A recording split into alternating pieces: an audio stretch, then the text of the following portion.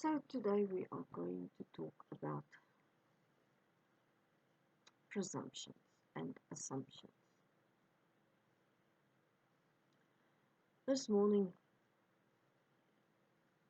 it's like every morning if you have 6-year-old, almost 7-year-old in your house, there's always an issue about something.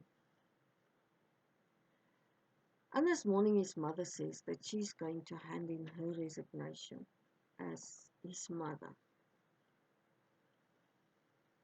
And I said, you know what?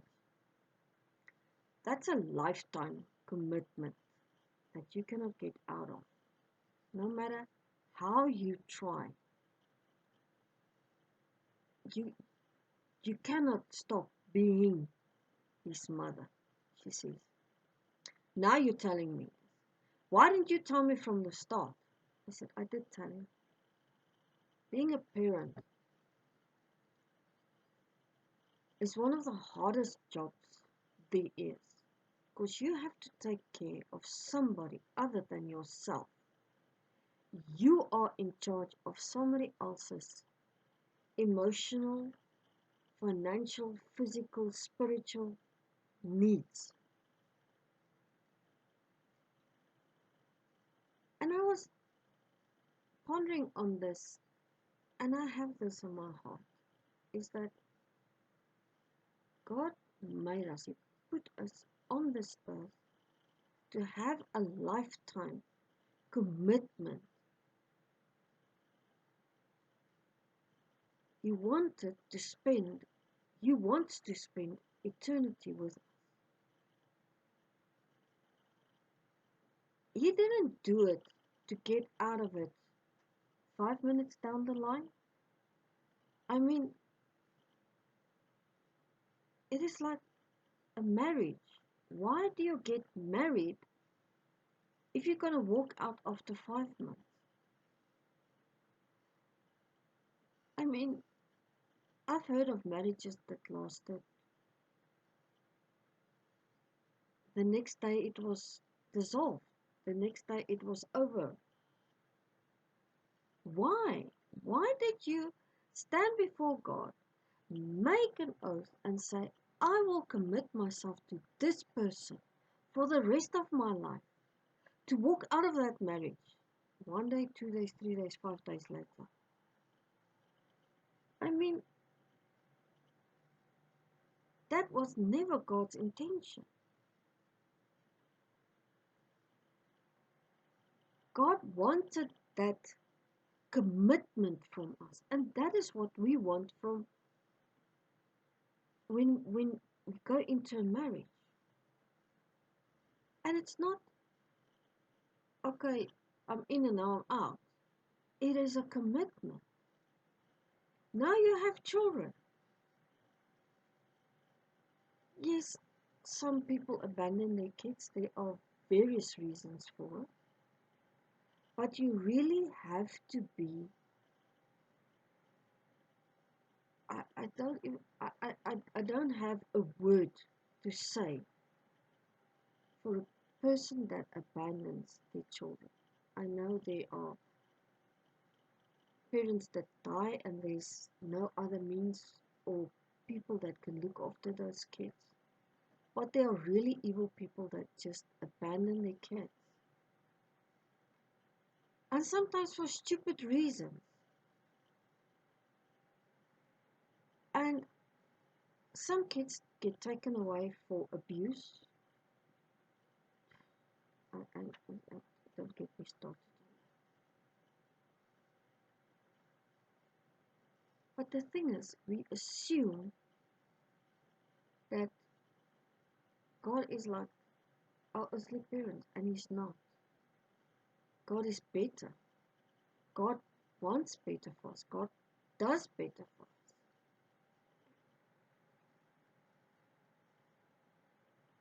But we're putting God in that same box, and God is not a box God.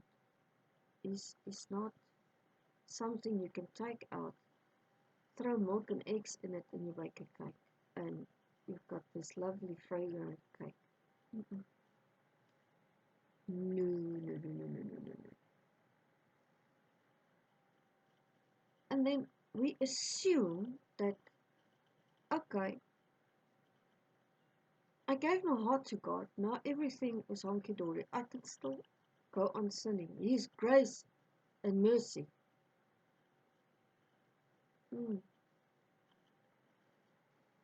It's like a child that keeps on putting his finger in the electrical socket after you told him how many times, do not do that. You are going to get hurt. I learned that the hard way. Electricity burns. I got the finger to burn it. You are going to get burned. You are going to get hurt. And then you turn around and you say, but Lord, Daddy, I told you not to do it. But aren't you supposed to protect me? I told you not to do it. But I thought your grace and your mercy. I told you not to do it. And now you're angry with him. Now you're blaming him for the choices that you made when he says in his word, don't do it. I just want to read the prosperity. Just bless me with all the money and the wealth in the world and all the fame and everything my hand touches must be blessed. See where that got you. See where that got you. You're spiritually ruining yourself and your future and your children's future. Have you ever thought about what you are doing is destroying your child's future? You are allowing generational curses to continue because you are presuming and assuming that what you are doing will not affect you.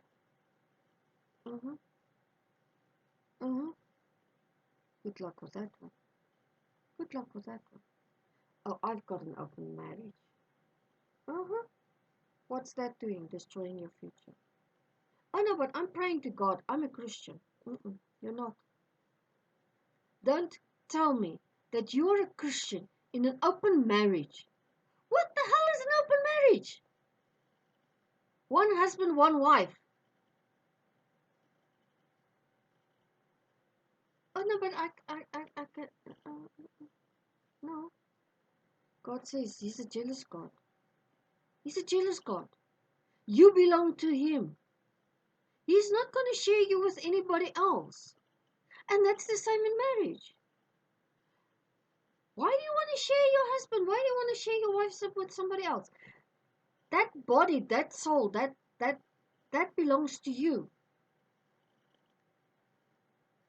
But we idol worship. And then we bear the consequences. Oh Lord, but I prayed and I assumed. You assumed. God says in His word, you will be punished. You will bear the consequences of your decisions. You don't love me.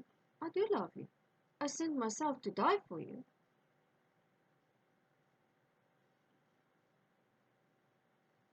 So are you going to allow your child to keep on putting his finger in the electrical socket without the consequences?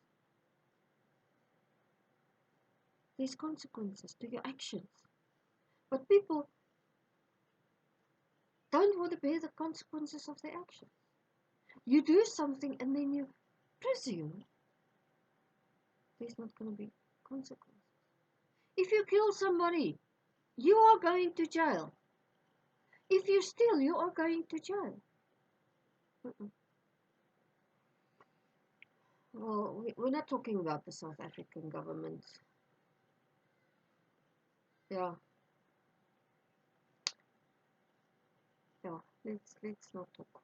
Let's not talk about it. But you look at it. You see the evil. And they are presuming and assuming that there will be no consequences.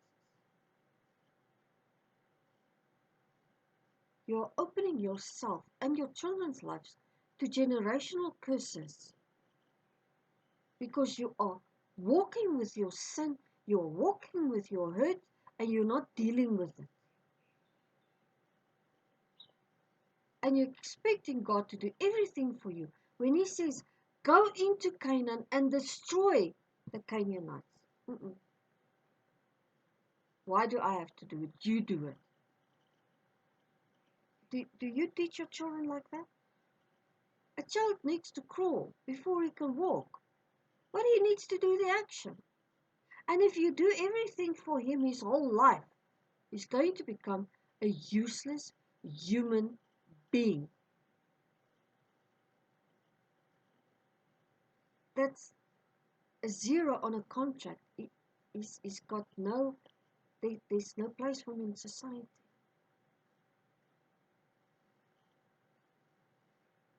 He's just an oxygen thief.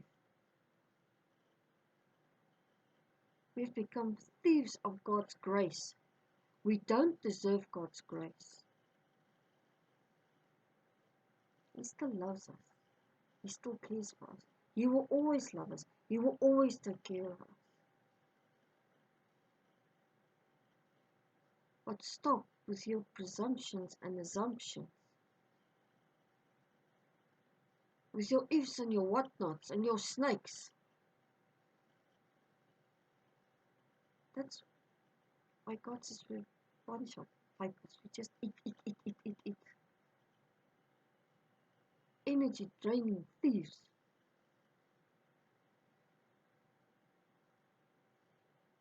It's okay. God will bless you. You will have millions. Don't deal with your sin. God has forgiven it. When you came to the cross, God has forgiven. Yes, He's forgiven you, but you still have to deal with it.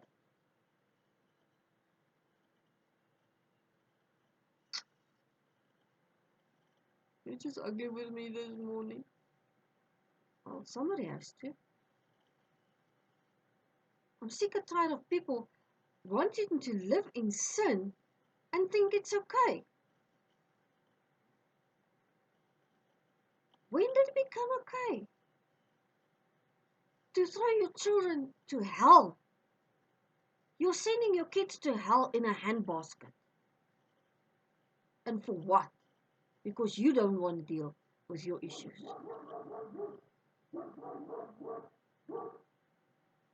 Face yourself. Go stand in the mirror and face yourself. Get rid of all your emotional baggage. God is so much better for you. It is not about the cars and the money and the clothes and the everything. It's about the peace, the joy that goes beyond understanding. For King and Country did a music video, Joy, and it says that our circumstances has not changed. Our presumption has changed. Because we believe in God. He will change us. He will change our situation. It's not for me to change. I can't change it. I don't know how to change it. I have to change. I have to go to my knees. I have to get rid of my idols. A man is not going to bring you into heaven. Money and wealth is not going to bring you to heaven. Your children, the things that you are so desperate clinging onto for dear life, is not going to get you to heaven. That is not even bringing you joy. It is false hope and joy. Presumptions and assumptions is the mother of all misery. Fix your eyes upon Jesus. Fix your eyes upon Jesus. And let Him help you. Move forward in life. If you have to walk, you walk. If you have to crawl, you crawl. But do it today. Do it today. There's no tomorrow. Tomorrow is not promised. Today is. Make today your best day. Go to God. Put all your assumptions on Him and presumption. And say, Lord, forgive me for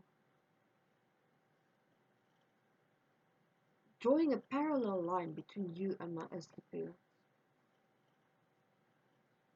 That I put you in the same box and you don't belong in the box. Forgive me, Lord, for getting angry at you, for not giving me, for not providing for me, for not doing all these things, when I myself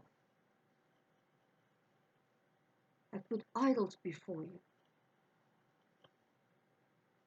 God will not share Himself with anybody else.